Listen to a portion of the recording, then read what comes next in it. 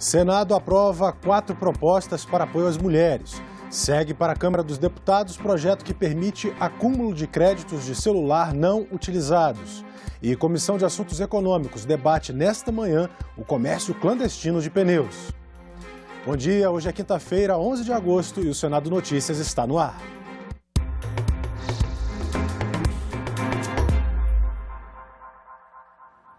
Sonegação de impostos e ameaça à integridade física dos consumidores num negócio ilegal que envolve milhões de reais.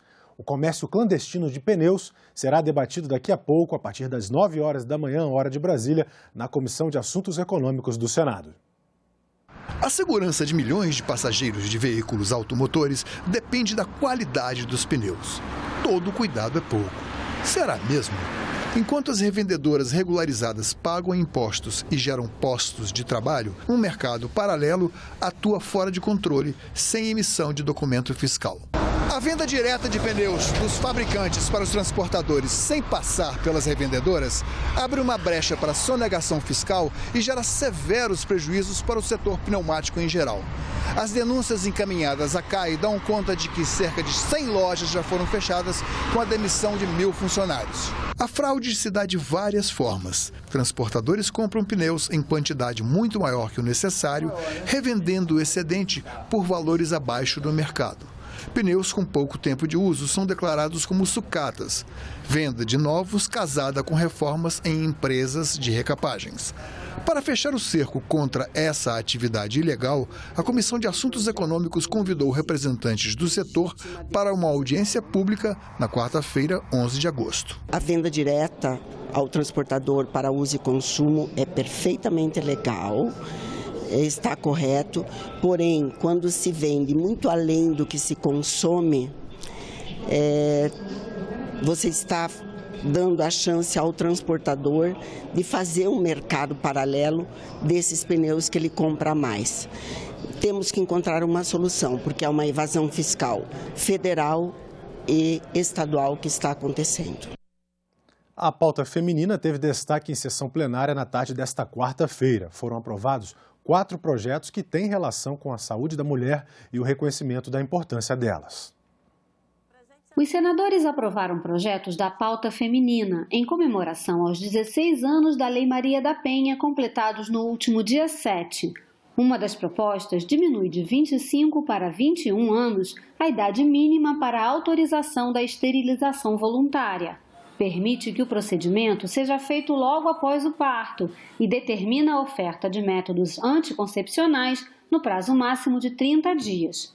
Também acaba com a necessidade de consentimento expresso de ambos os cônjuges para a esterilização. A aprovação do projeto em comento fará com que a legislação do Brasil esteja em consonância com a de países como Canadá, França, Alemanha, Argentina e Colômbia, que no caso de pessoas capazes vedam a esterilização apenas de menores de idade. O acesso ao planejamento familiar, ele pode impactar positivamente toda a sociedade, especialmente em relação aos melhores cuidados da primeira infância, a permanência das mulheres no mercado de trabalho e das nossas meninas na escola. O plenário também aprovou a criação do Programa Nacional de Navegação de Pacientes para pessoas com câncer de mama no SUS.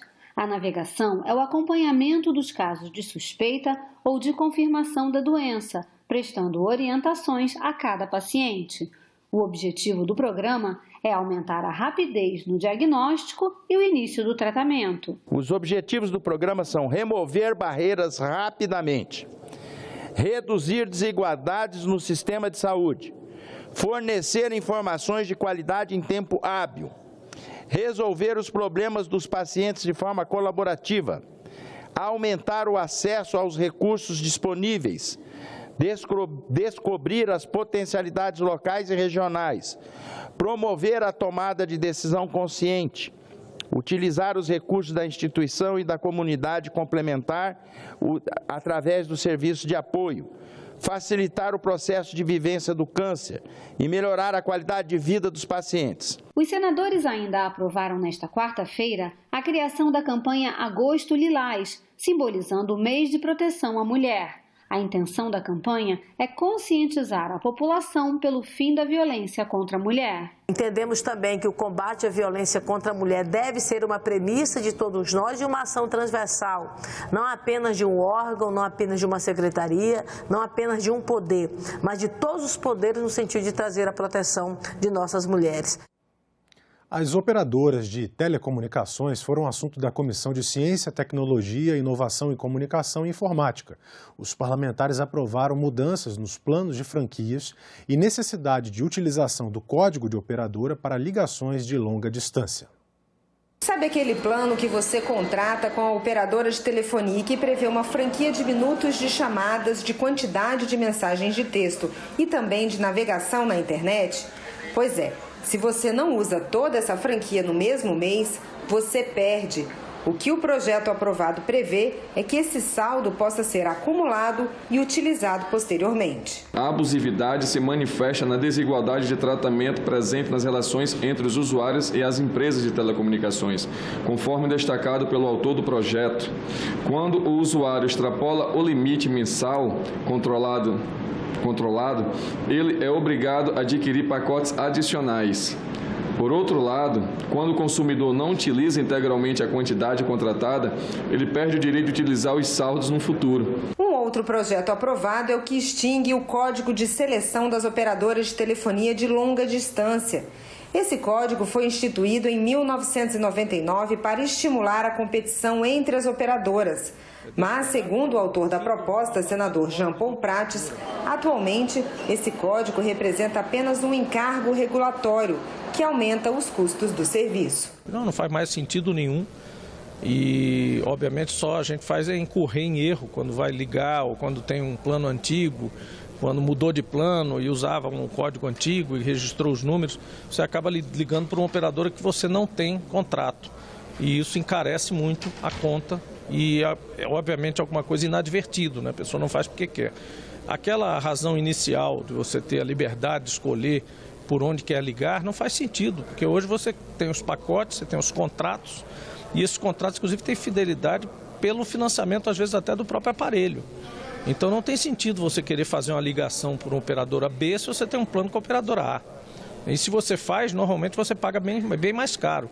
E as operadoras têm até uma transação interna entre elas que dividem ali o custo daquilo, a tarifa é bem mais cara, enfim, o usuário sai perdendo. Depois da votação dos projetos, a Comissão de Ciência e Tecnologia fez uma audiência pública sobre a prevenção aos desastres naturais.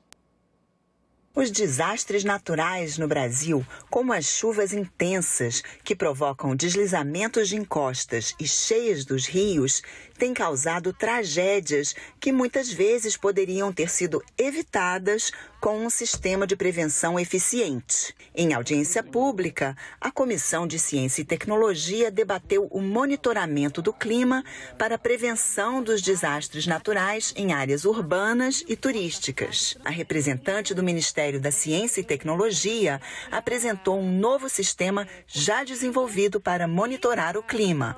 A ideia é que, num tempo aí relativamente curto, a gente possa ampliar a rede de monitoramento de tal modo que a gente tenha informações também em tempo real, mais amplo, praticamente aí do máximo possível de áreas de riscos que o CEMADEM tem que monitorar ininterruptamente 24 horas por dia, 7 dias da semana. A representante do Ministério da Defesa apresentou à comissão um sistema de monitoramento das cheias e estiagens na região amazônica. Esse sistema permite, então, que a gente dê condições de monitorar eventos de inundação, tempestades, alagamentos, descargas atmosféricas, navegação, que nós temos um problema muito sério no período de cheia, no período de estiagem também, pois o nosso meio de transporte na Amazônia, a maioria deles é feita pelos rios,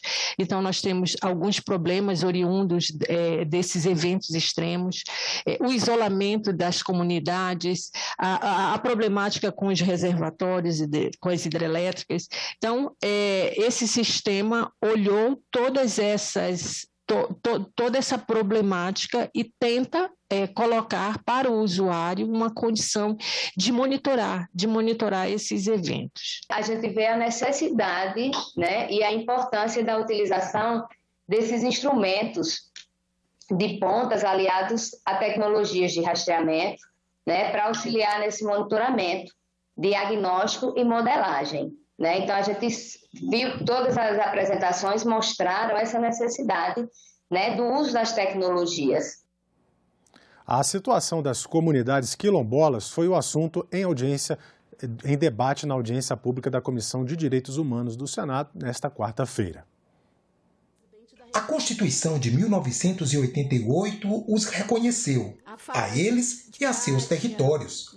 Apesar disso, povos remanescentes de quilombos que enfrentaram e sobreviveram à escravidão sofrem ainda uma realidade de pobreza, perseguição e violência. Os nossos territórios hoje estão com fazendeiro lá dentro, com grileiros, com pistoleiros, famílias e famílias sendo ameaçadas. O que tinha, enquanto política de titulação, de demarcação para as comunidades quilombolas, elas foram esvaziadas. Haja vista o orçamento que se tem, mal a pena dá para o INCRA visitar uma outra comunidade. Há uma luta, há uma pauta, há uma história recente de políticas públicas elaboradas para as comunidades quilombolas. Está faltando resposta efetiva do poder público a questões que vêm sendo apresentadas Brasil afora. Temos, por exemplo, a questão da produção, a questão da agricultura de subsistência. Nós temos a questão da educação, a questão da saúde e entre tantas outras políticas públicas que retrocederam e hoje estão longe do alcance desta população. Com os quilombolas, podemos aprender, por exemplo, o que é ser patriota. Patriota é aquele que defende os bens do nosso povo. Patriota é aquele que produz para que as pessoas se alimentem. Patriota é aquele ou aquela que cuida. E aí, pessoal, eu digo com muita certeza, sem nenhum pingo de medo de errar. Se tem alguém que cuida, que preserva esse povo, são as comunidades quilombolas. E por que mesmo alguns deles vieram de tão longe a Brasília e ao Senado? Estamos aqui dizendo para o Estado brasileiro que existe milhões de quilombolas em todos os biomas desse Brasil, de norte a sul, plantando, produzindo alimento que vai na mesa de cada brasileiro e brasileira desse Brasil. Que a gente faz a preservação do meio ambiente, que a gente cuida da terra, mas que a gente também faz política, porque tem vários e vários vereadores, prefeitos, quilombola dentro dos municípios. Os quilombolas sabem que é hora de luta corajosa, consciência cívica e exercício de cidadania. Nós vamos continuar resistindo. Cabe a nós agora repensar quem vai vir representar o povo quilombola nessa Casa de Leis. O presidente do Senado, Rodrigo Pacheco, recebeu na residência oficial o ministro das Relações Exteriores, Carlos Alberto França, nesta quarta-feira.